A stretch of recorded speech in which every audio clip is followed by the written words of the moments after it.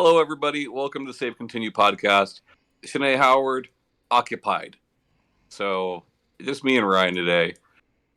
Here to talk about video games and video game stuff. I'm pretty sure that's what Shanae says. Yes. Ryan, how's it going this week? It's pretty good, Tom. It's pretty Yeah, what good. you been up to, dude? Well, I've been playing a few different video games since we last talked, and it seems like every time we get together, Yeah. I've got more and more games. So I'm gonna try to organize these in a way from video games I think you would be least excited about Okay. to ones I think you'd be most excited about. Okay. Okay. Let me ask you. You definitely do, of the three of us, you definitely do bring more games every week to talk about. Yeah. Certainly more than Shanae, but I feel like even more so than I do. Yeah. Are you finishing all these games? Well, Or hold are you on. just having a little taste, a little dabble? Sometimes there are games that you don't really finish. You just play them. Sometimes we're talking about games that don't have endings. Okay. But Like a also fighting game. sure. But also I am not finishing these games. Um. So What you got for me? all right. So I think I'll start with. Did I mention last time we got together? Did I Okay. mention a game called Deadcraft? I don't think so, but that's such a generic name that Okay. I really don't know. All right. Let me tell you about Deadcraft. Okay. So basically, it's a post-apocalyptic zombie game, right? Okay. Where you play as a half zombie. That is a zombie who became infected in the womb.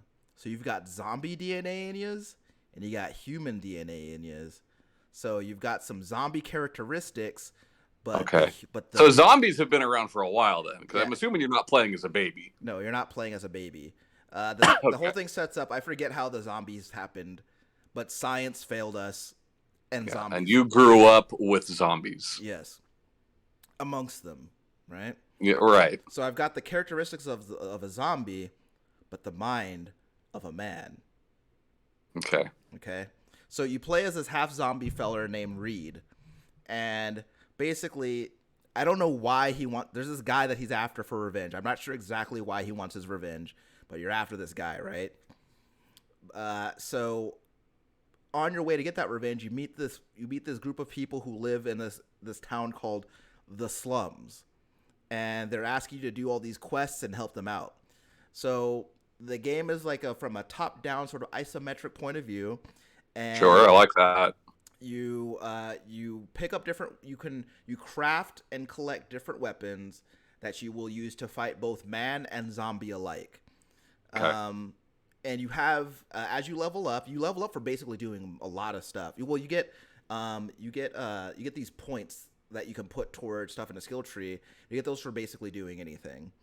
Um, so you have a skill tree that you can use to improve your skills in three different categories, and to one of the things and so one of Chomps, huh bites, wait no hold on. stench.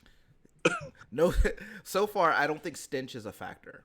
Okay. But so we've covered the dead part, which is the zombies. Now I'm gonna tell you about the craft part. Okay. Okay.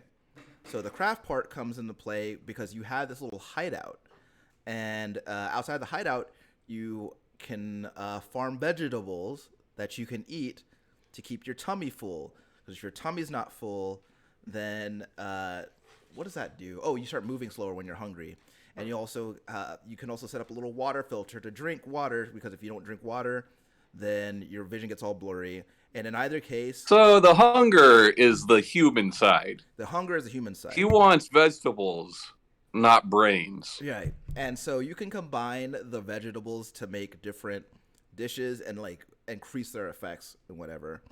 Okay. Um, Okay. Now you can also early on in the game you gain the ability to control other zombies, and you get these zombies by collecting corpses of people who once were alive, and then get this, Tommy, you take those corpses, okay, you plant them in the ground, You spill you water them with zombie blood, and then the zombies come out, and they're ready to hang out with you and fight with you. Weird. Yeah, and the weapon that the weapon that a person used when they were alive is a weapon they use when they're undead. So if you have somebody who was like, I love Molotov cocktails when I'm alive, then that zombie's gonna come out and he's like, I just love Molotov cocktails as a dead man too. And so, Well, we learned from Land of the Dead sure, that you retain some of your previous self, you yeah. know? So I'm looking for that guy playing I'm looking for the guy playing a trumpet, so I can get that zombie. Sure. But the game has a very it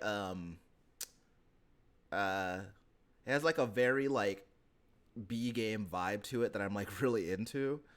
Uh, and it's a lot of fun. I like it a lot. It came out like just a few weeks ago. It sounds like a unique take on this survival genre that's been going off since Yeah, fucking Minecraft. You yeah, know, that I'm so fucking tired of at this point. But like, it sounds unique at the very yeah. And least. You know? there's like a balance that you have to strike, right? Because you have your human side and you have your zombie side. If you Yeah. when you eat certain things, your zombie side becomes more prominent, and or if you eat other things, your human side becomes more prominent. So there's a balance, right? Because if your zombie side takes over too much, then Mm, townspeople won't interact with you, and sure. they'll actually try to attack you. But you do more damage that way. Um, and otherwise, so you also that is also fuels your abilities. So the more you use your zombie abilities, the more your human side starts to come back. So you kind of strike a balance between maintaining that equilibrium while also being able to use your abilities. So I like it. I think I don't I think it's one of those games that you definitely kind of have to try to kind of like really get what the deal is with it. Um, I I just keep thinking about the fact that this person has been half zombie since the womb, you know? mhm. And it reminds me, remember the baby zombie? And That Mackay Pfeiffer delivered from his yeah, fucking and the Dawn remake, yeah. yeah. Do you remember when he was like, so his girlfriend was like tied to the bed, and then he like delivered the baby, like so. I'm wondering because they never explicitly state, was this a was it regular style, or did he like open her up to pull the baby out? I think it was regular. Yeah, I think it was I mean, as regular as it could be, you know. sure. And then, But but yeah, you remember? So you're that baby. yeah, well, he turned around holding the baby, and then like who shot him? Some lady shot him. One of like I think the lady who was after Chips shot him, and then the baby. Oh, I don't think it was her. Uh, yeah, maybe not. But then remember after Mackay Pfeiffer dropped the baby from being shot, the baby like scurried off, and then like the baby was hunting them. So It's good stuff. that's a great movie. Uh, I've also been playing a new game called Roller Champions. I've seen that one. Yeah. A lot of advertising for that game. Yeah. So, for if you How is it? well, let me set this up. So, if you don't know what Roller Champions is, it's basically this game where you play. We have two teams of three who are skating around a circular track and vying for control of one ball. And the object of the game is to complete a lap, at least one lap around the rink, and then throw the ball through this hoop. And the more laps you complete, the more points that your a goal is worth. You have to get up to five. You have to get 5 points to win outright, or you have to be at have the highest score at the end of the time. If you complete 5 laps and then score, then the game is just over. So it's fun, but like I think one of the things that I kind of struggle with is that like keeping control of the ball is like really really difficult for a couple of reasons. I think one of which is that like so people can shoulder check you to like knock you down and take the ball from you. Sure. And a lot of the times that comes from behind. So you can look behind you, but like that's also kind of like really hard when you're like trying to look at what's in front of you, like like like while moving at speed and like Are we taking a talking quick about like turn. using the right stick to look behind you, or do we have a review button like in So Mario Kart, or like it's you know? both. Yeah, You can turn the camera or you can click R3 yeah. or the right stick I should say, and that'll look behind you. Um, Are we talking like Knockout City sort of thing where everybody is the same, or are there different characters, yeah. or Okay, so everybody is the same, right? But yeah? like so this game is this so the game is free to play, right? Okay, Um, and when you create your character, you have three different like categories of customization to choose from. You have skin color, face, and body type, right? okay. So at the start of, when everybody got the game, everybody was basically the same bald headed person because they don't let you put hair or facial hair or nothing. So everybody's the same generic bald guy. I Um, kind of like that. and then like as you play the game, there are cosmetics that you can unlock. Yeah. They have a what are they calling it? A roller pass that you could advance and get more shit. Um, and now I'm going to talk about that later. and they have character. There are okay. So if you saw the trailer, you saw all these like very stylish looking characters, Yeah. and where those characters live is in the item shop where you can buy characters who are basically skins in the same way that like characters are skins in like Fortnite, right? And so like you can buy these characters to play as them. They don't have any special abilities. Right, they just right, look right. more visually distinct. That's just And cosmetic. Yeah. yeah, the game is actually pretty fun, and I can definitely see it being fun with like a full lobby full of friends. Um, but I also think that like one of the things that that I've struggled with often in Knockout City is that like if you're playing with randoms that you can't communicate with, then they typically aren't inclined to work as a team, and Right. they won't pass or set up any sort of strategy, and it's sort of like everybody's in it for themselves, and so that can kind of sort of hinder any sort of like strategy you think you might want to employ in the game. But I mean, that's any team-based yeah, multiplayer game, right? Like Call of Duty is the same way if you're yeah. playing with a bunch of randoms. Yeah, but like but like the game feels really good. There's like there's a sense of speed that that is there. I wish it felt a little faster, but you know the controls feel really good, and like the game actually itself, like it looks really good. Um, but I don't know how long I'll stay with it. The game has like since it came out, like it's had like tons of connectivity issues. Yeah. It's been hard to like sometimes like the connection will time out when you're trying to queue up or stuff like that. But the game seems neat. Free though, Yeah, it's you free. know. So, and What are you playing that on PlayStation or yeah, what? yeah. Yeah.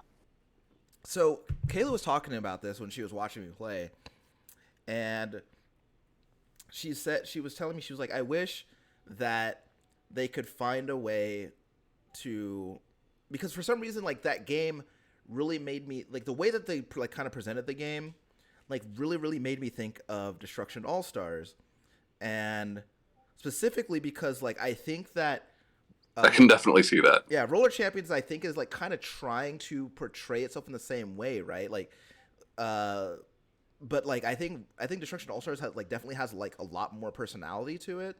So I think it would be a lot better. I think that Roller Champions might have been better if it had like a roster of characters that you select from, and Yeah. they had like all these different personalities. I think it would have been really cool because I think the main problem with Roller Champions is that it doesn't really have a lot of personality to it.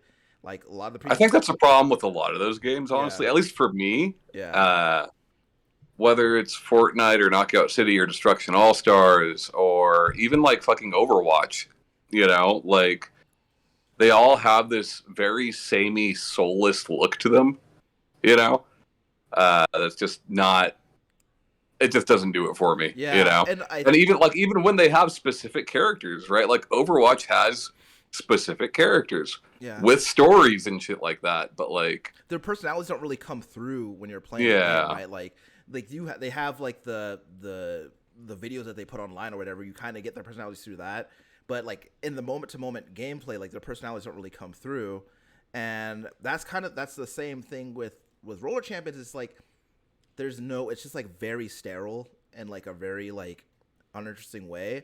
And I think I think with a game like that, I think games like that definitely benefit from like a lot of visual flourish and like a lot of like a lot of that sort of like a lot of pageantry going on, and there's not really that. And so I think that if they found a way to inject more of that sort of thing into the game, I think it would be a lot more fun to engage with. I think even just having like a distinct art style rather Yeah, than looking like and that's the thing too. 30 other games, Yeah, it just there's nothing about the game I feel that is really distinct. Yeah. It looks very like bland. Like Looks like everything. the best looking part of Roller Champions is the rink. Like that's the best looking part of the whole thing. Yeah. And like which is weird to me, specifically because of the kind of the implied, I guess, emphasis on like your character and cosmetics and that sort of thing. All right, and I got two more here, Tom. So bear with me. Oh, you're good. Uh, I also tried this game called Atomicrops. I've heard of that one. I've never played it. All right, but I can picture it in my head. Yeah, so basically, I didn't realize this going into it, but it's kind of a roguelike, right? And so basically, you are I guess like this again. Once again, we visit the post-apocalypse, and I'm establishing a little farm to to grow these like mutated vegetables. And so the way that the core loop is that you go into your plot of land, and then you like kind of like a Harvest Moon or Stardew Valley, you till the soil, and then you try to plant your seeds, and then you grow them. The hook of it is that to get things like seeds and fertilizer, you have to venture out and shoot a bunch of like mutated bugs and stuff, and then you come back and you bring like the seeds and the fertilizer back to the farm and use that to grow your plants. In fact, the only way to get fertilizer is by killing these mutated bugs, and then you use that. And then like every season has 3 days to it, and so there's a daytime where you spend like gathering and cultivating the crops, and a nighttime where you spend defending those crops from like monsters and bugs and stuff. And so you have when do you sleep? You don't. Your character never sleeps. Ever. Gotta sleep, man. No, you never sleep. Don't ever sleep. And so like after you defend your crops from the monsters, then a guy in a helicopter shows up and he takes you to town, and they tally up all the vegetables that you sold, and you can do things like buy a new weapon, or buy new seeds, or there's also like romanceable partners that you can get in the game who like give different buffs and bonuses and stuff. And then you go back and do it again. And at the end of every season, you have to fight a boss. And the bosses are actually like kind of challenging depending on whether or not you were able to upgrade your weapon. The thing about the weapons though is that like every day that like after like you buy the weapon, then every day that weapon will break and you're back to your basic weapon. So if you don't have enough money to buy another weapon, then you're kind of stuck using that until you can afford another one. I think it's pretty. Is it fun? It's pretty fun. It's hard. Yeah. It's really hard, but it's fun. I've unlocked two characters. Well, I have the one. I should say I've only unlocked one character. There are two characters that I've been able to play as so far, and each of them has like a different thing that like a different little bonus that they get for playing as them. Like my assumption is it's like based off of runs. Yeah. Have you successfully completed a run? No, I get to like summer and then I just fucking die. Yeah, So, and then like any roguelike, once you die, you got to start over. sure. There's not any sort of like outside of the characters you unlock. As far as I can tell, there's not any sort of like persistent thing or perk or bonus that goes between runs. Like see a lot of rogue lights these days. I Um, mean, I would still call it a roguelite, though, if those characters have different attributes, right? yeah, Similar to, like, The Binding of Isaac. yeah, yeah. So it's really cool. I think that game, and I'm not sure if it's multiplayer or not, but I can see that game being a lot of fun with two players. Like Yeah. if you were able to play it with a friend, I feel like that game would be a lot of fun. Um, but I was kind of like just looking for. I've been looking at that game for like, I think I first saw it like 2 years ago, and I've been looking at that game for a while, and I was just like, man, that game looks really cool, and I like farming games, and I like shooting giant bugs. So, but I bought it for like $5 because it was on sale. Nice. Yeah, so um, just real quick, new expedition in No Man's Sky. Been engaging with that. It's a sort of a death loop sort of thing now. Uh, Are we talking about, like, things repeat or what? so as in Deathloop, you're caught in this loop, right? But the only thing is like nobody knows what's causing the loop, I and see. so like, so with expeditions, you always start on they always make you create a new save for each expedition, right? And so in this expedition, you start a save in permadeath mode, and typically with No Man's Sky in permadeath mode, once you die, the save is erased, right? Sure. But this time, when you die, the save is reset, and some stuff is kind of like persistent throughout the, when you respawn. And so Yeah. basically, and don't really ask me to explain this because I'm not sure I have the complete gist of it, but it's a whole like all expeditions, it's kind of a community event, and so collectively the community is like progressing toward understanding and breaking the loop through like Right. group research efforts and things like that. And so like every time one of us dies, like we get closer to breaking the loop. And it's so far it's been pretty neat. The Yeah. narrative, like my favorite thing about every expedition is they always have like new like narrative lore to go along with it. And so it's been really interesting like watching like some of like the mainstay characters in the game kind of like try to figure out like slowly realizing like that they're like repeating the same actions over and over again, and like realizing that they're stuck in this loop, and then like Right. kind of trying to figure out how to get out of it. So it's been cool. There's been so many of those lately, and, like, it makes me want to go back to things like Returnal. I got pretty far in Returnal, but I never finished it. But there's less of a mystery there, right? Like, there's a narrative mystery there, Yeah, sure. yeah, But, like, from a gameplay standpoint, there's not really. You know where the end of Returnal is, yeah. Uh, I've also heard, like, a lot of good things about the Moon Crash DLC for Prey, and I never played that one. Yeah, But that's something that I want to do because like I I don't know what it is, and like there was like every other year or so, I go through this thing where like I'm like, man, I want to play a really good roguelike, and yeah, I just want to play a really good roguelike that I can really sink my teeth into, and when it comes to like PlayStation, like that stuff is kind of what I'm looking for as far as roguelikes are concerned. That sort of thing is kind of limited, like. I've been going through the roguelikes in my collection trying to see if like one of them like does it for me. Like I've been yeah. like I'll boot up Enter the Gungeon or Rogue Legacy and see if like one of those is doing it for me. But anyway, lastly, I started Odin Sphere, and Tom, gotta say that game is pretty good. It's a lot of fun. I really love that game, That man. game is really fun. And again, like I was telling you the other night, like I don't know that I'm sold on like the storybook aesthetic of the game, Yeah, but like it's not for everyone. the actual gameplay and like the combat is like really for like doing those combos and like trying to link those moves together. That's so fun. Like the combat is interesting, and specifically in that game, to me, because like you can assign your special abilities to the buttons, Yeah. or a combination of buttons, right? Mm-hmm. Or you can just pick them out of the menu if you want. Yeah. And like I know that doesn't seem like the most optimal way to play, but I played a lot of that game that way. Like by picking them from the menu.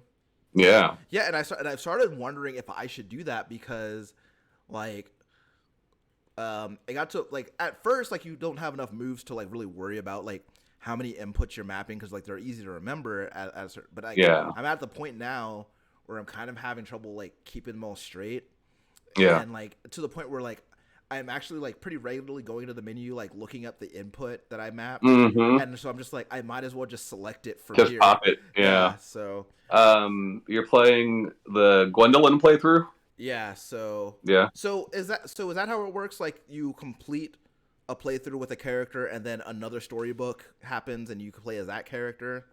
Yeah. And then after you've played as all of them, it then goes back around. But the second time around is much shorter. Okay.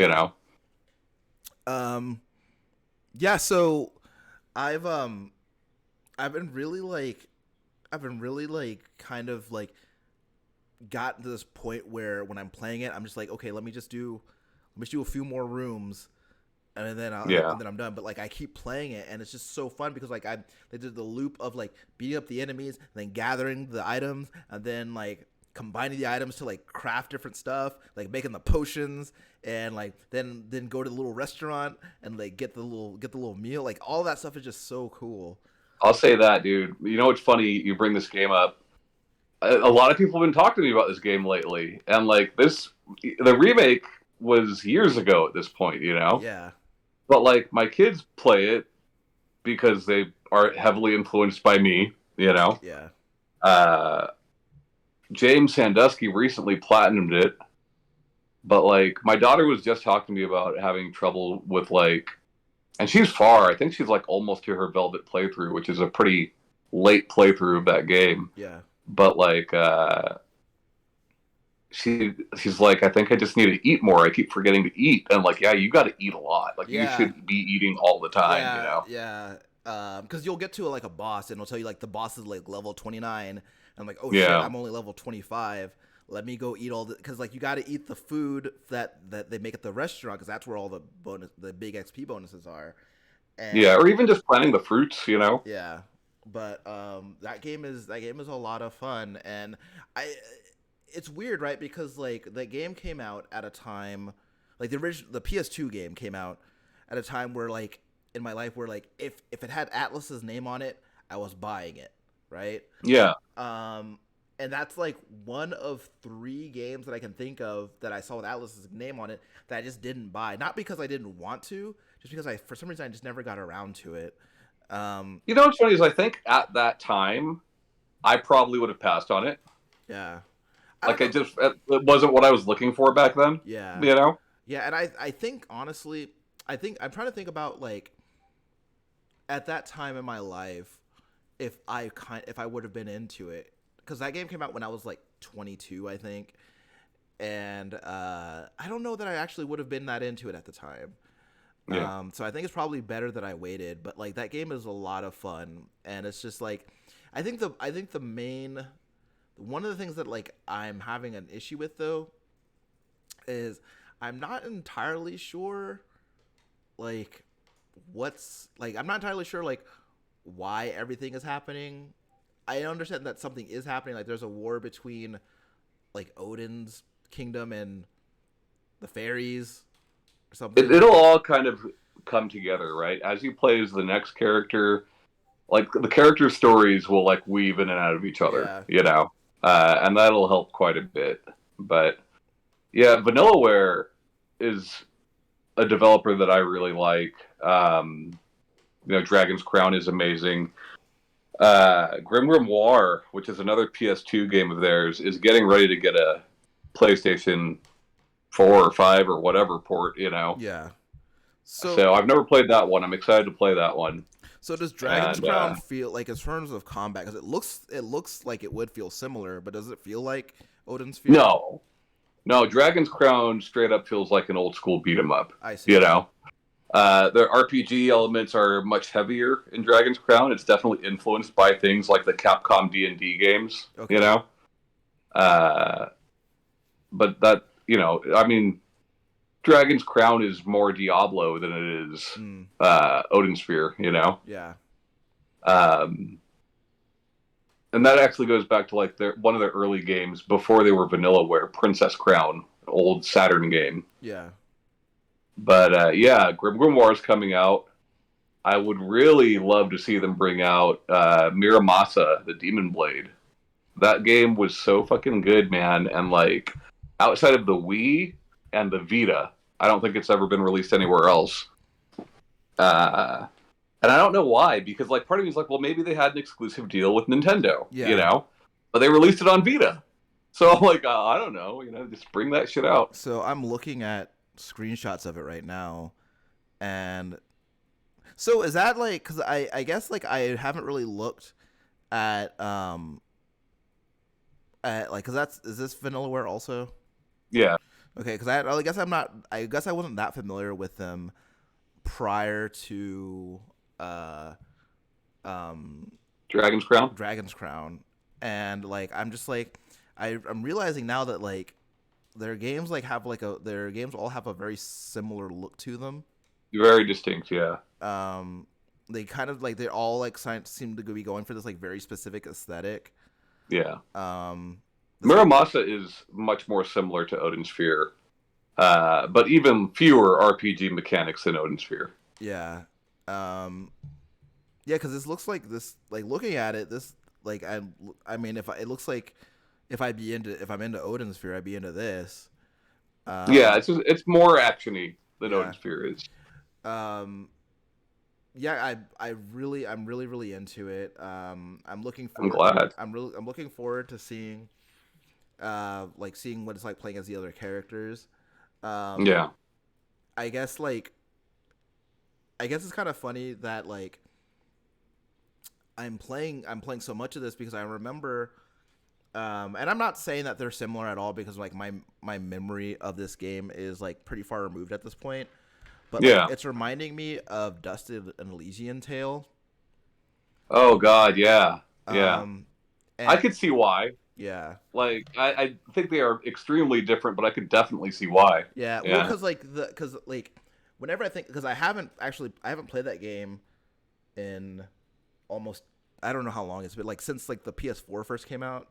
Yeah. And whenever I think of that game, like I'm getting like a very specific image in my head of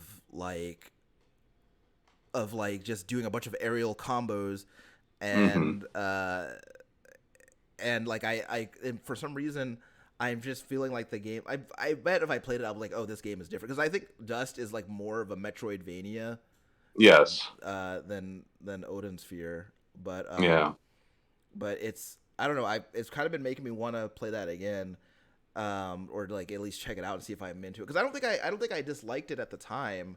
I just like I'm easily distracted, so I probably just like got distracted by like another new game and like forgot to play it. But they both have a lot of animal people in them, though. That's what I know. There's a lot of rabbit people in Odin Sphere. Well, you'll play as one right after Gwendolyn. Cool. I'm into that. Yeah. What have you been playing, Tommy? So I've been playing a lot of Western RPGs. Well, first we'll throw Captain Commando. Played that again last night, so that was fun. So, were you Babyhead, Mac the Knife? Baby is the best one, but like through a whole playthrough, I don't really commit to one. I'm not beating that game on one credit. You know what I mean? Yeah. So I'm swapping between them here and there, but I Baby is my favorite. I think it's the most fun one to control. Yeah. It's certainly the most unique character design. Well, because he's a baby on a mech. But other than that, a bunch of Western RPGs recently. Still screwing around with Diablo 2. Finished my first normal difficulty playthrough and moved on to the harder difficulties. I downloaded Uh, Diablo Eternal, Diablo Eternal Immortal. Immortal. I downloaded that on my phone today, and I played 10 minutes of it. Yeah, that's one we'll talk about. I played a few hours of that today. Yeah. Um, I got the platinum for Minecraft Dungeons. Minecraft Dungeons is a weird game, man.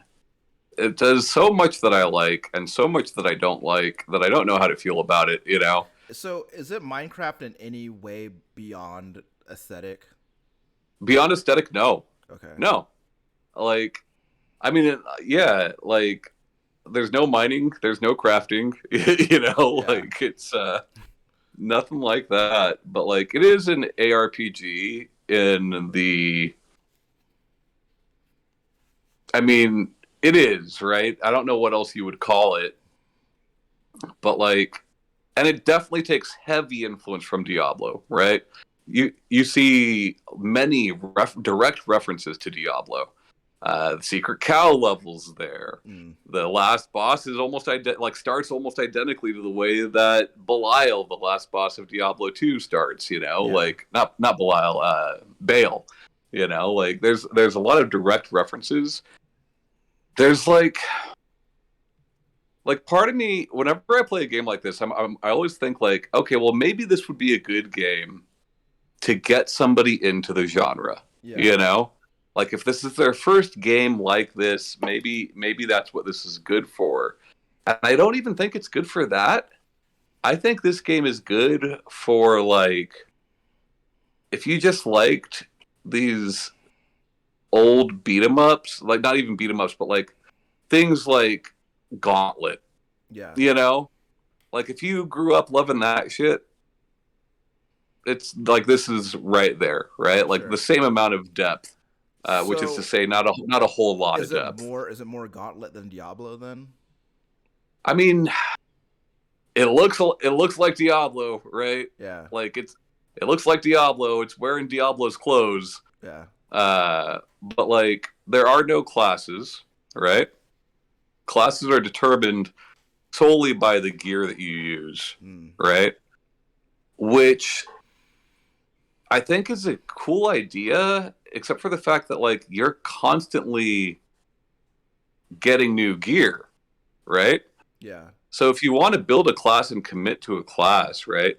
Like you can say, like you can make yourself something like a an Amazon. You can make yourself something like a necromancer, right? Yeah. But like if you want to commit to playing in that style, then you're going to be stuck with low level gear a lot, or you're going to be upgrading the gear that you have a lot, because there's no skill trees, Right. nothing like that. Uh, that said, like I definitely had fun playing it. Sure. Just very, very simple. So, if you are just okay, so if you're going through the game just using the highest level gear that you find, then are Yeah. you just constantly switching classes then? What do you mean? So like you have gear that like works like a necromancer, gear that works like Oh, yeah. yes. Yeah. Yeah, exactly. Because you'll find an item that makes you play completely differently, Um, yeah, so like in that sense, there really is no class system. It's just, you can kind of make the class you want to make, right? Like there's these artifacts, and you can choose to have all three of those be summons. So then you're playing kind of like a necromancer. You know what I mean? Yeah. Or you can choose to focus on your ranged weapon, even though you will still have a melee weapon.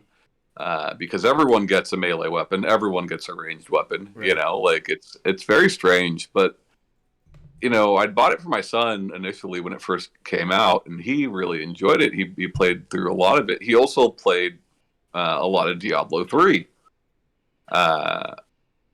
So I'm like, well, I mean, it looks like Diablo. I'll give it a shot. Yeah.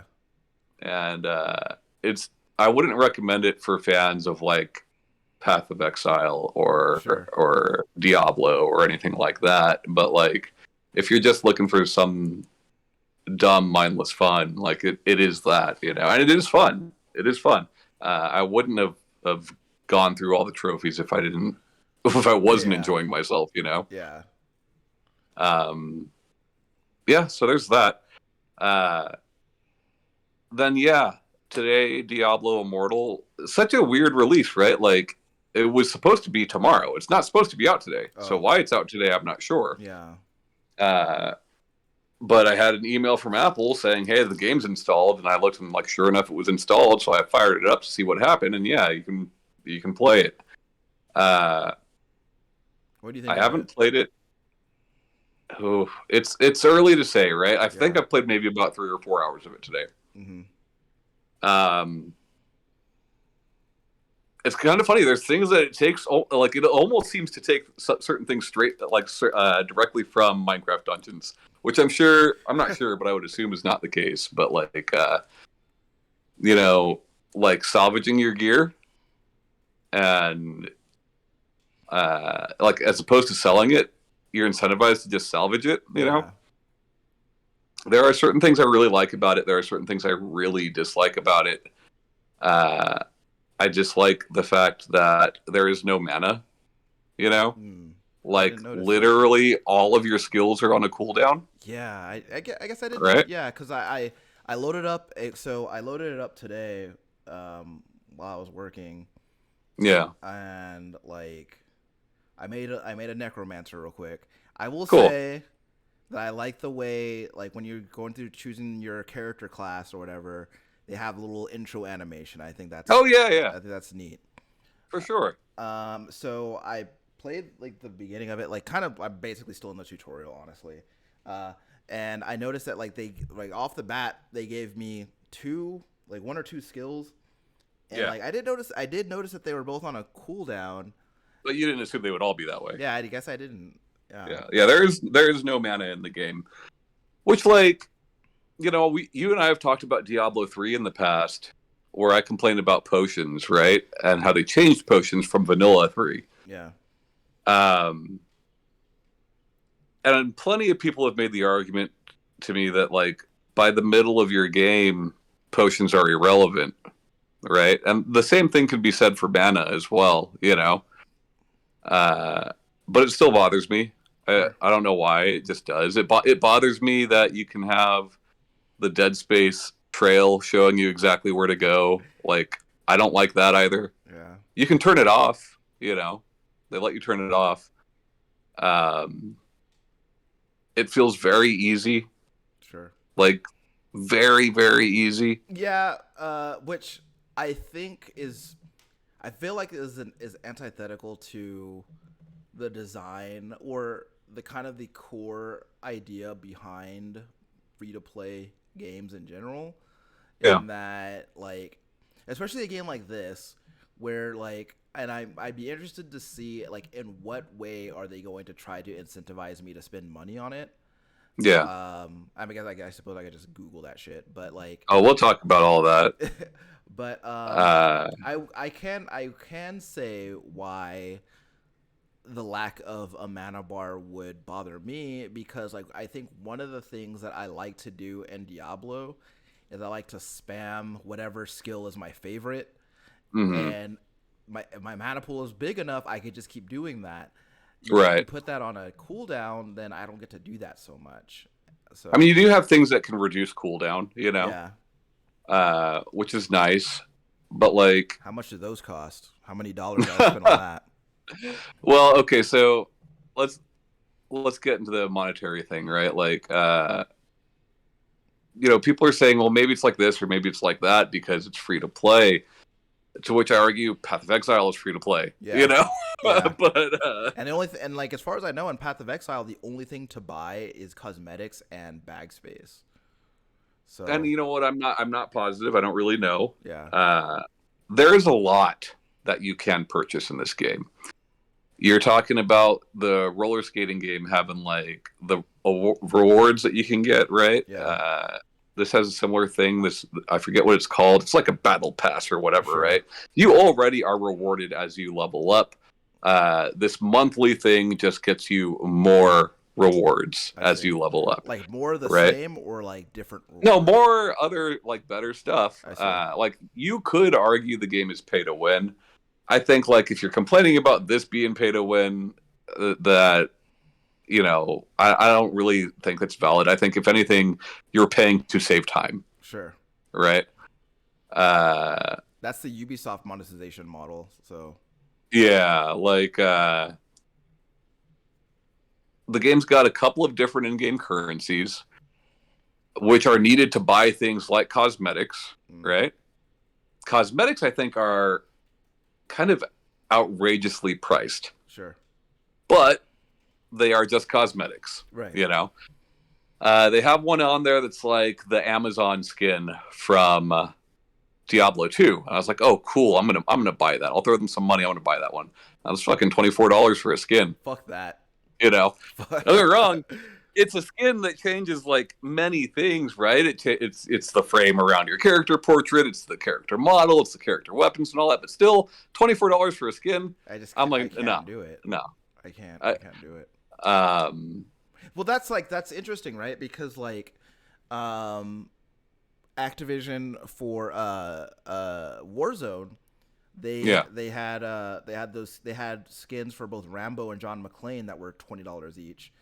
And those I mean I don't play a lot of Warzone, but I have to imagine those come with fewer things than the Diablo thing comes with. Sure. I mean, look, I'm used to paying a few dollars for a skin like in a fighting game, right? Yeah. That and like I'd make the argument like I got some special skin in that game. I don't know if it was for pre-registering or what it was for, or for having, I think maybe for like previously having a BattleNet or something like that. Yeah.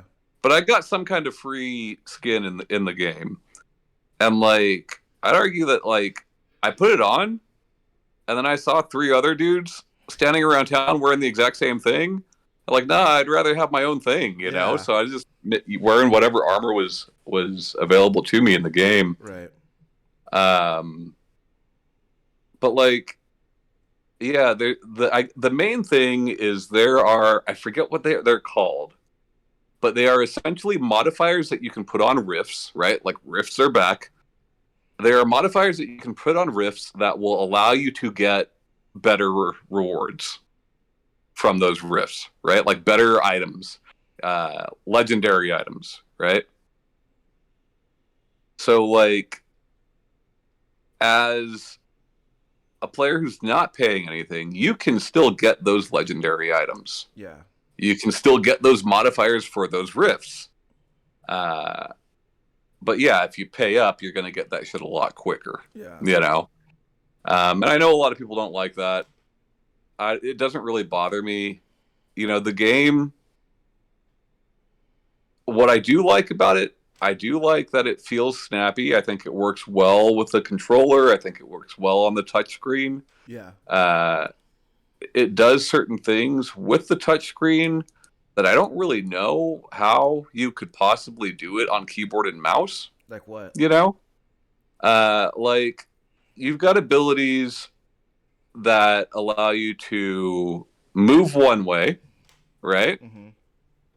And aim the other way. Yeah. Right?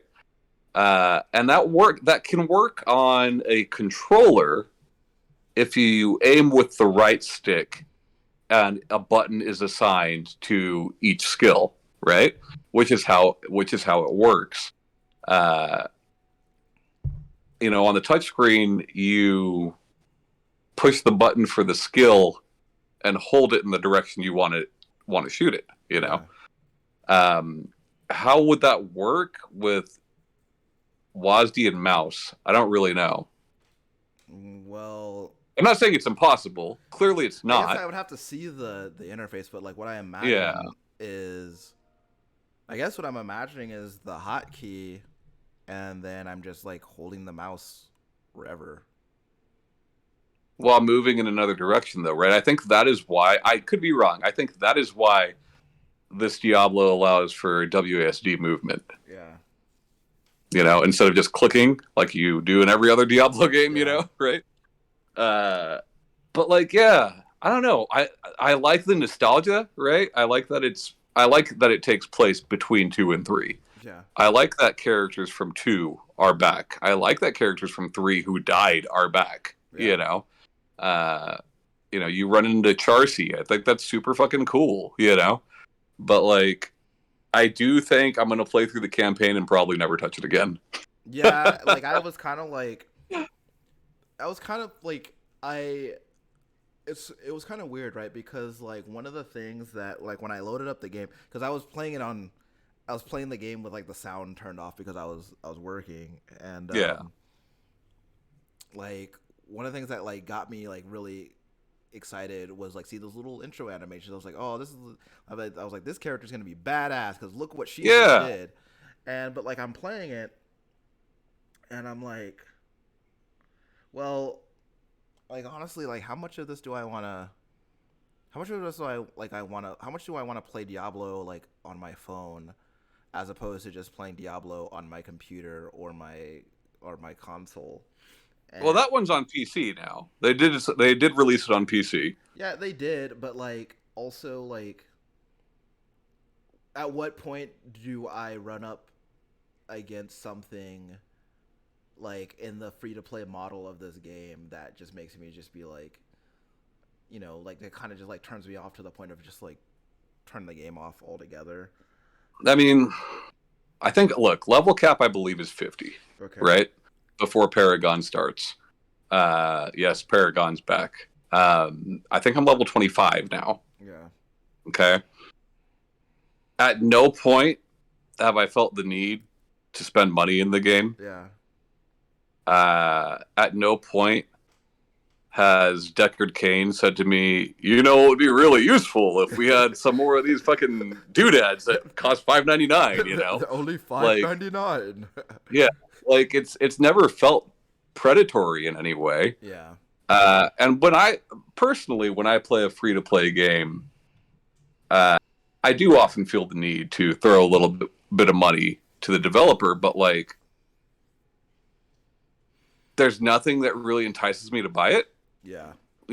At least not yet. Yeah. Especially considering like I'm not planning on playing a bunch of rifts or doing a bunch of bounties. I'm going to go through the campaign and I'll try the next hardest difficulty to see if it's a little bit better or not, and then I'll drop it or not based on that. But like, yeah, even the MMO parts of it, like I didn't think I would like the MMO bits, right? And which concerned me because Diablo 4 is going to have a lot of that stuff as well. Yeah. Torchlight Frontiers was reworked into Torchlight 3 because they didn't care for the way that it worked, Players, myself included, didn't care for the way that it worked. I like it. Like, it doesn't bother me at all. I kind of like it. Yeah.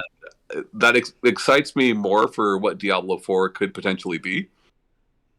Yeah. But so there are good things about it, I wonder if the whole cooldown thing is the direction that they're headed for, like in terms of like gameplay design for Diablo 4. I don't believe so. I've watched a lot of footage for Diablo 4. I've watched a lot of interviews for Diablo 4. And it seems like they're trying to go more towards Diablo 2. Right. Don't get me wrong, there are a lot of things that they're going to take from 3. Yeah. And there are things that were better about 3. 3's combat is better than 2's, but like rune words. Rune words are back, What are those again? Rune words were introduced in the Diablo 2 expansion, and they are items that you can socket. Like, how you can socket gems into armor and weapons and all that, right? They're items that you can socket that give you different attributes. But if you know a combination of those words, like you can take, they're like all like 2 or 3 letter words, right? Yeah.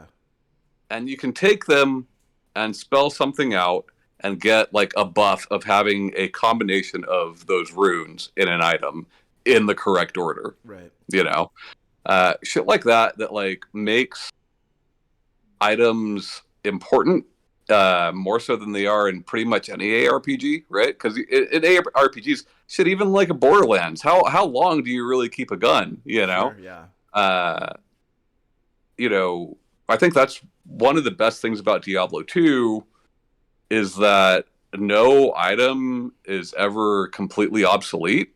Yeah. You know, uh, whether it be a normal item or a legendary item or a set item or whatever, like no item is obsolete. You Right. know, because of things like rune words.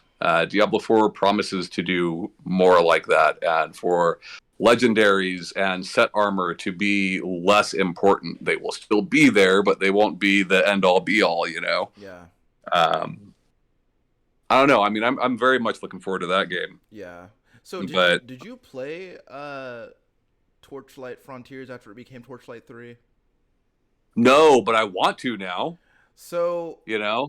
so Kayla and I have put a fair amount of time, like not like a whole, not like a ton of time, but we put some time into Torchlight 3, Yeah. and I want to play that Train Man. yeah, the Train Man's pretty cool. Uh, the thing, well, The player housing looks awesome. yeah, that stuff is neat, but like you could tell where like Where it was an MMO. yeah, and like it feels like it has that very much that like it feels the way Move controllers feel when you're playing in PlayStation VR sometimes. And that like How do you mean? it feels like very repurposed in a way that's Okay. like this isn't necessarily like made for this, but I'm able to use it for this anyway. You know what I mean? Yeah. Yeah. Yeah. Yeah. And like so the game overall feels pretty good, but like there's something very strange that like really bothered me. Okay, so I started the game and I was like I didn't like when I made my first character, I didn't necessarily like want to like play with anybody. I kind of just like wanted to play the game and see, you know, kind of feel it out. Torchlight 1. Yeah, I guess. Yeah. I wanted to play it like Torchlight 1, I guess. Well, no, because Torchlight. One of the things I like about Torchlight 1 is the idea of there being the single dungeon, and then you're just Yeah. going down into the dungeon and then coming back up. Yeah. I like that. I like that about Torchlight 1. But anyway, so I made my character, and I like that too. I got like maybe level 10 or some shit like that. And then Yeah. like Kaylee was like, "Well, I want to play," and I'm like, "Okay, cool. Well, we'll play together." And like, did you know, Tom, that if you make a character in single player, you can't use them in multiplayer? So then you got to make a whole new character. I mean, that's an online thing, right? Like Diablo's always been the same way. I just feel, Thomas, that they should be same. I agree. Like, I don't know why it's that way. I'm sure there must be a very good reason it's that way because they all do that. Yeah. That's not a Torchlight 3 specific thing. You know what I mean? But like, I don't know why that's the case. But yeah, It was just it was they all do it. it was a very annoying discovery for me, and Yeah. like because like but the player housing is pretty neat. You know, like being able to like I've never like I'm not like that's that whole thing that's really more Kaylee's thing because she loves like getting like a space and then like decorating it and like spending Yeah, like dude. a bunch of time. That's never really been my thing.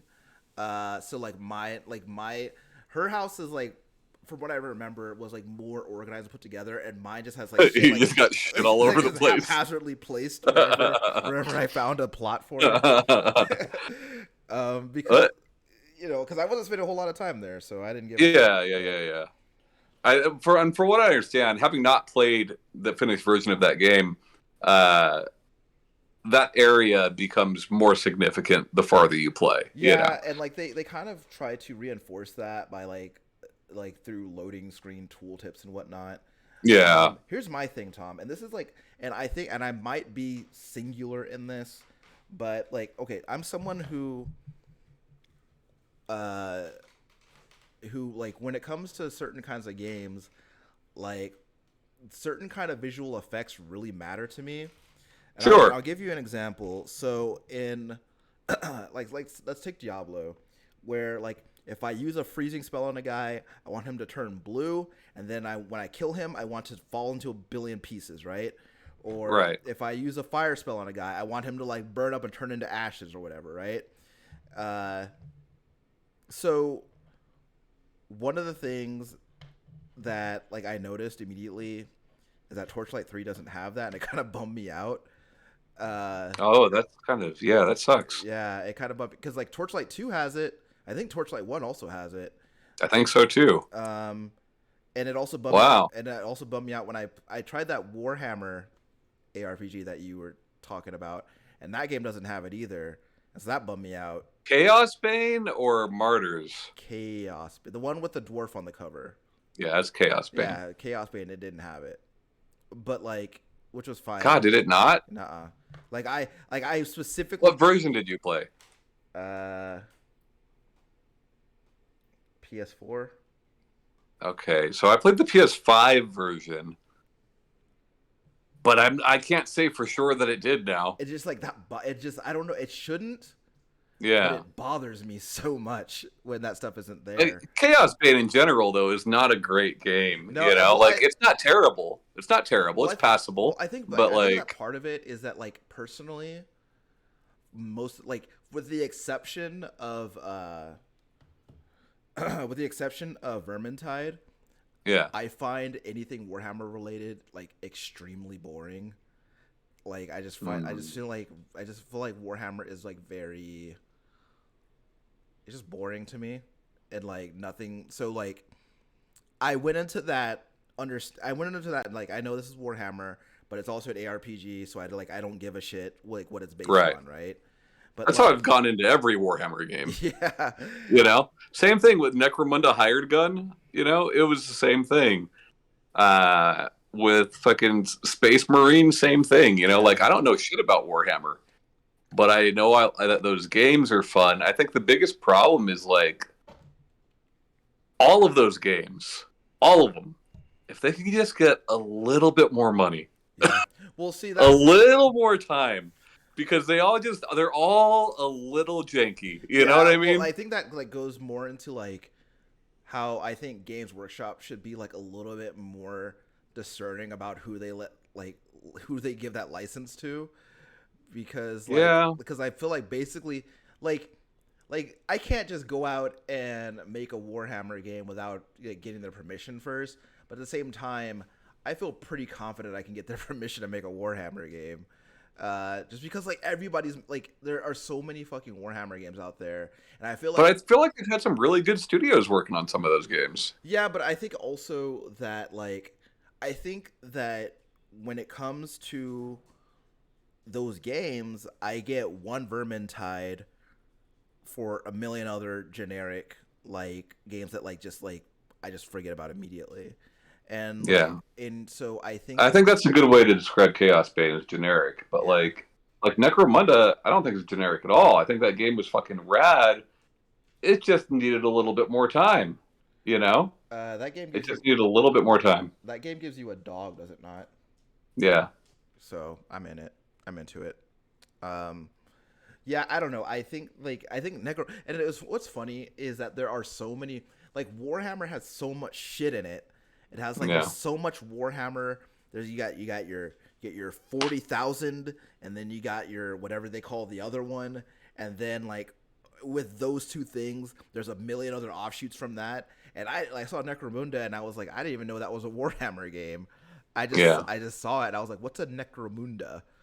That's the same thing with a lot of other games, right? D&D games are the same way. Yeah. But speaking of, I started up and played maybe 2 or 3 hours of Disco Elysium. Oh, how is it? It's really, really good so far. I heard like it's fully voiced now, so that's cool. Yeah, that said, I haven't played a whole lot of it yet, you know, so we'll see. It's a genre that I don't have a lot of experience with, right? Like the CRPGs in general. Yeah. Which I think is a terrible term, but so is ARPG. You know, I never played Planescape Torment. I know a lot of people love that shit. I never played. You say it's like Planescape without the combat? That's how people describe it, yeah. I never played the original Baldur's Gate. I've only played Dark Alliance, you know. I only played the ARPG one. Yeah. You know, but that said, like I'm liking it a lot. The writing, it might be the best writing in video games. I'm not, it's too Yeah, soon to say. yeah. It's too soon to say, but it might be, man. It's really good writing. Some of the situations that happen are very, very funny. So Uh, what's the premise of that game exactly? so I don't know a whole lot yet. I know that you wake up with amnesia, Of course. and you quickly learn that you are a detective. Cool.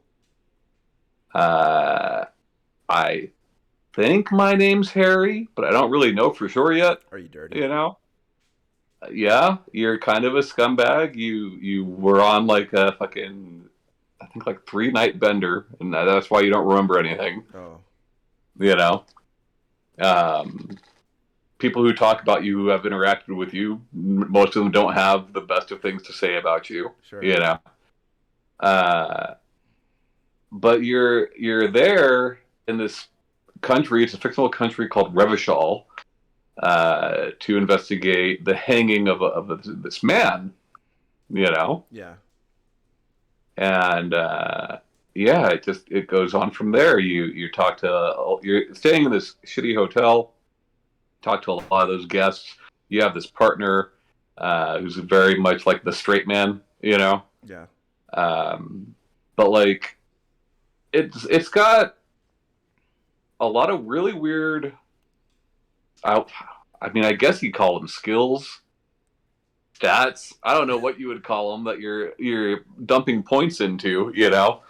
That help you pass different skill checks, and most of those skill checks are, I mean, so far they're all done in dialogue except for one. I shot the guy out of the tree that he was hanged in. Sure. Um, but like, yeah, it's a weird game. I really do like it so far, though. Like I said, writing's phenomenal, voice acting's really good. The artwork is just phenomenal. Like everything's modeled, right? Like it's not.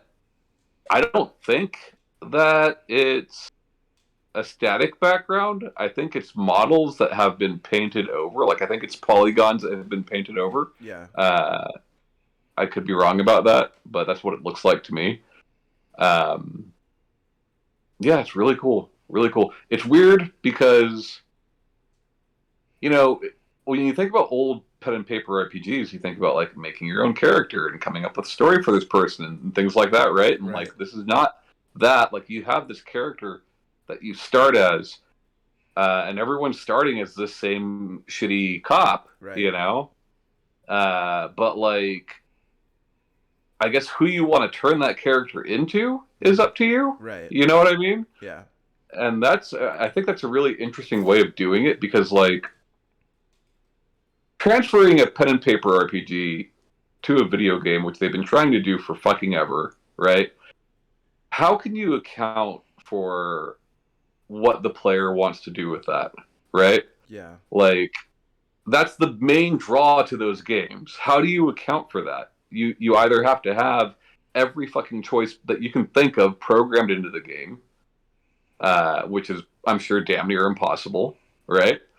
Or have some sort of a fucking supercomputer with like some insane algorithm, Yeah. like how do you do that? And I think doing it this way where everyone starts the same and then you make your choices to change what you will be is much more interesting. Yeah. That said, like you can choose to be some real shitty things.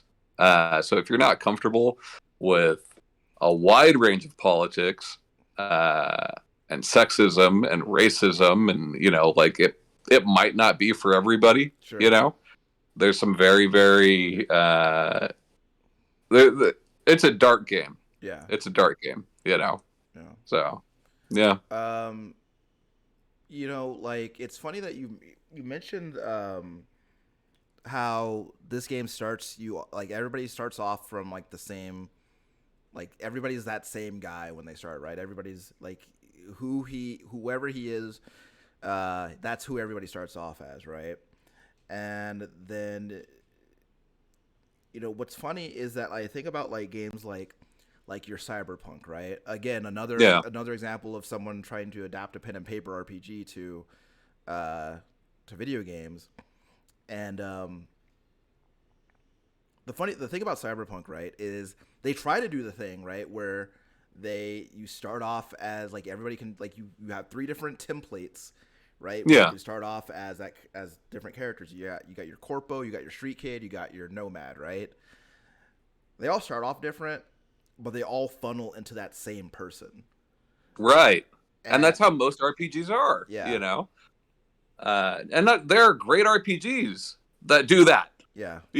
they do that. Cyberpunk's not one of them, but Um, but like I playing Fallout, like, and I'm talking about modern Fallout. I don't sure, know shit about old Fallout, yeah, really, but like, I never felt like my person was any different than the next guy's person, yeah. Well, that's the Same thing. thing with Fable. Yeah, Like there's a little bit of difference there because I was an asshole and you can choose to not be an asshole, but those are yeah, really the only choices. yeah. Like, I think that one of the problems with modern Fallout as opposed to older Fallout is that with 1 and 2, I think that there was a lot of more gradients as far as who your character was, and yeah, kind of how they start out and what they turn into, and Fallout's 3 through 4, they kind of what you're kind of looking at is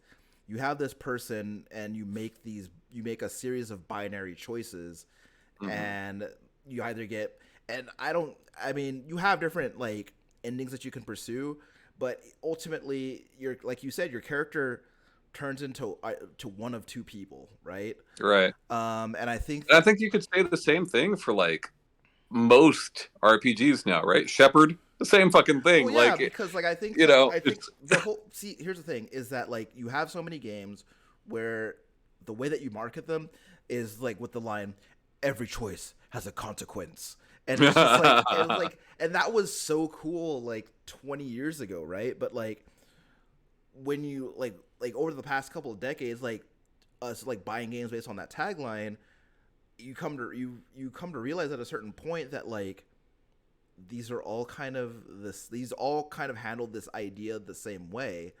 right. And like whereas like I think that older CRPGs like Fallout's 1 and 2, they were a lot more creative about how the world Yeah. reacts to you. And because I think that honestly, if both you and I played Fallout 1, I bet you and I could have wildly different Yeah. experiences. See, and that's why like this game's got me wanting to go back and check out some of those old games that I missed out on. Yeah. I think Shanae would love this game. I kind of am sad that she's not here this week. Yeah. Like she likes to read some video games, Does it have and kind of there's like a visual novel sort of I mean, vibe there's to a it? lot of reading, Yeah. a lot of reading. Yeah. So if that turns you off, it might not be for you. That said, it is fully voiced now if you're too lazy to read. Yeah. You know, I am. I just feel like I can read it faster than they can say it to me. Yeah. You know, um, and the reading that is done in like a very like pleasing way. So the guy, the main designer on this game, I watched an interview with him talking about like designing the interface and where things are placed on the screen and why he did things the way that he did. And like specifically when it comes to the text, it's done in a column which is fed very similarly to the way that Twitter is fed. Just because like we're used to that. We're used to like people that don't say they don't like to read that shit for fucking hours. Sure. You know what I mean? Yeah. Um, yeah, it's done very well, but like I think she would love it, man, because like she loves reading some fucking video games. She hasn't talked about a ton of CRPGs, but like we know she likes like Divinity and all that shit. Like Sure. I think this would be right up her alley. But yeah, And I'm liking it a it's lot. out on like everything at this point, right? I'm pretty sure it's like on Switch. Yeah. Yeah. Yeah. But from what I've been told, it controls best with a mouse. I'm playing it on a controller. I haven't had any issues controlling it. Sure. you know, especially since like there's no combat, so Yeah. I don't, So you like know, you're not really need to it's worry about fine. it. But you know, it controls like a point and click adventure. It's like you're playing fucking Grim Fandango. Sure. But yeah, I like it a lot. It's really cool, and it does have me wanting to like explore more of that genre. You know. So at any point, like as you've been playing this, because I've actually been wondering about this, like if there's no combat, are you running up? Have you found yourself running up into against any fail states at any point? I've almost died. Okay. Like, there's no combat, but you can die like very early in the game. You know, Yeah. like there is health and morale, which like basically works like health. But you got to keep an eye on that shit. And like, yeah, there's like checks that you can do over and over again, and there's certain ones that like you only have one chance to pass, right? Yeah. So you want your stats at a certain point so that that dice roll will more likely go in your favor. That said, like there's been dice rolls where I'm like, you know, 80% likely to pass, and I still failed them. You know, Yeah. like it happens. Yeah. But like, dude, there's just there's some funny ass shit and some dark ass shit. Like, I'm playing it personally for the writing at this point, you know. Yeah. But So like, does it? I like try to skip out on my bill of the hotel that I'm staying at, you know. Yeah. So my dude like runs away from the guy at the counter and like jumps into the air and turns around and flips him off with both fingers, right? And then I ended up like crashing into this lady who's in a wheelchair. Oh no. And then like when I came to from that, they were all apologizing to me. What? Yeah, it was cool. So, do you ever feel like, because one of the things when someone tells me that a game is dark, Yeah. one of the concerns that I like, because it sets up like some red flags for me, because like I often feel that when game writing is dark, Mm-hmm. I often feel like it's being done specifically to bother like the viewer or to sort of like shock them. And Mm-hmm. it sort of, I feel like a lot of the times it lacks purpose. Mm-hmm. And I don't, but by the way you describe, you know, the writing in the game and how, you know, good it is, that doesn't seem like that's the case here. I mean, look, like I'm still early, you know, but I'll say this, right? Like it deals with a lot of tough subjects. Yeah. You know, if that's difficult for some people. Well, You know, let me ask. I guess my question is like, does it give those subjects like the respect they deserve? I think it approaches those subjects in a realistic way. Okay. You know, uh, you know, as far as I mean, I guess it depends on exactly what you mean. I think it approaches us in a realistic way, and sometimes that realistic way is going to be sad and fucked up. Yeah. You know, sometimes it's easier to be a racist. You know, and that game makes this very apparent. Yeah. You know, like you know, you do what you want with that. You know what I mean? Like Sure. it's I don't think that it's written poorly. I don't think it's approached poorly. Yeah. But like there are people that just can't handle that in games, you know, or sexism or you know, fucking communism or unions or you know, like it deals with a lot of very real topics. And I think for taking place in a fictional country in what seems to be a fictional universe, I think it does a better job than most do. You know, Yeah. is it going to offend some people? Yeah, I think it probably will offend some people. I'll say this: if you come across this content that like from what I've seen so far, you chose for it to be that way. You know what I mean? Right. Like you as the player chose for it to be that way. So basically, like when you see these things, like these choices you made led you to this point. Right. Yeah, I mean, you're going to run into racists, right? Right. I ran into homophobic children within my first 10 minutes of playing the game. Sure. You know what I mean? Yeah. Um, but how I decided to deal with those children was up to me. You Right. know what I mean? Like it's and you can choose, like they're joking around, you know, dropping some hard F's, Yeah.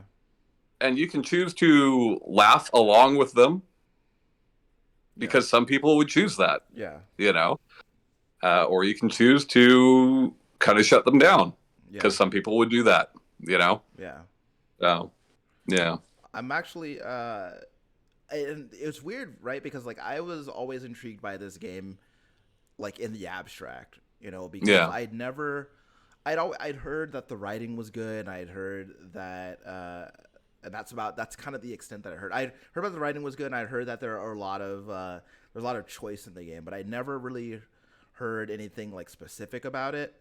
yeah. As far as like what kind of interactions you were having, what kind of outcomes can come about, and so I what I imagined just based on the way that the game looked was um a lot like I imagined like a lot of it would be very surreal, like the situations or the interactions. I imagine for some reason I imagine they'd be surreal because just that's the way the game looked to me, because it looks like it looks very dreamlike to me.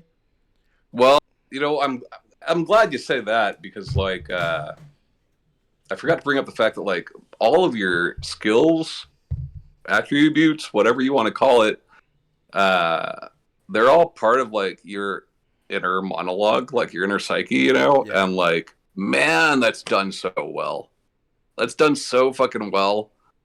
Uh, because like when you're making a decision about anything, when you talk to anybody about anything, like shit's going through your head the whole time, and it's Yeah. done in such a smart way, man. It's really cool.